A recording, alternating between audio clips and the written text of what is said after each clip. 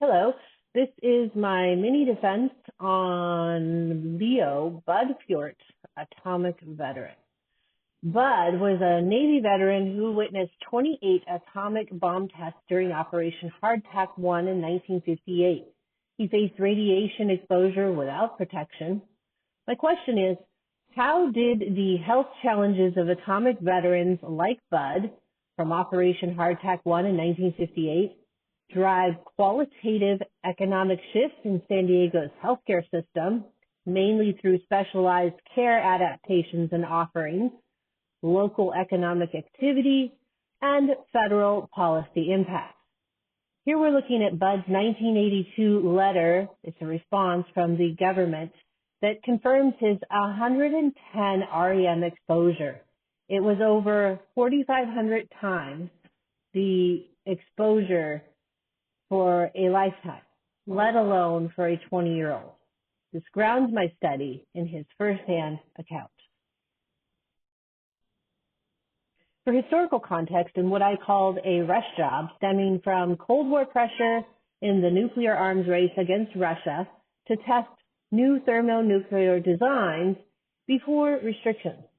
There were public health concerns such as fallout risks noted during Hardtack I, and incidents like Castle Bravo, the miscalculation where 15 megatons were released far exceeding the predictions.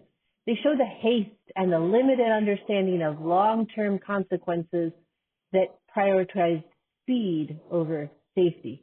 Here we're looking at the 105 tests that happened, of which Bud saw 28 of these from 1946 to 1962 in the atmospheric testing.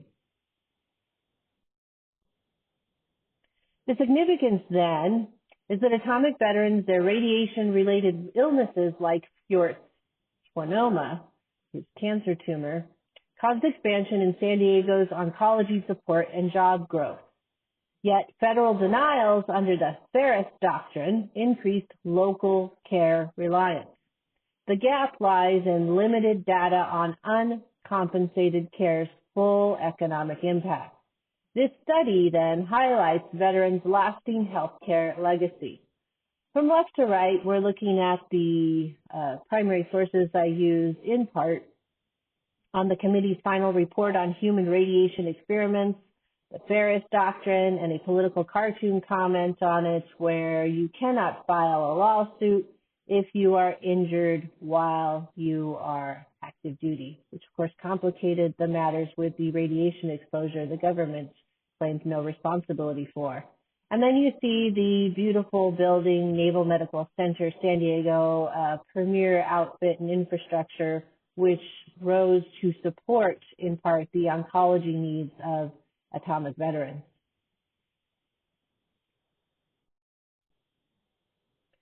So the following primary and secondary sources provided a firsthand and contextual data on veterans' health and economic impacts.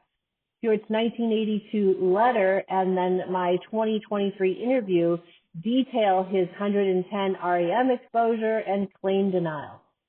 Cherry's document of the Naval Medical Center's cancer care adaptations, and then I relied heavily on Hanson, Bankston, and Marina's link to radiation, cancers, and denial, which again grounds the economic analysis of San Diego's healthcare shift. My 2023 interview with Bud provides this critical narrative data shaping the methodology as a qualitative analysis using institutional growth and atomic veteran community perspectives to assess economic impacts. There are abundant VA records, but access is limiting and really time-consuming. Furthermore, Bud's own health constraints highlight data challenges, and while this is the first research to connect atomic veteran economic impacts to San Diego's healthcare, specifically cancer infrastructure, future research can explore more veteran narratives and veteran records to uncover Ferris-related economic impacts. Thank you for listening.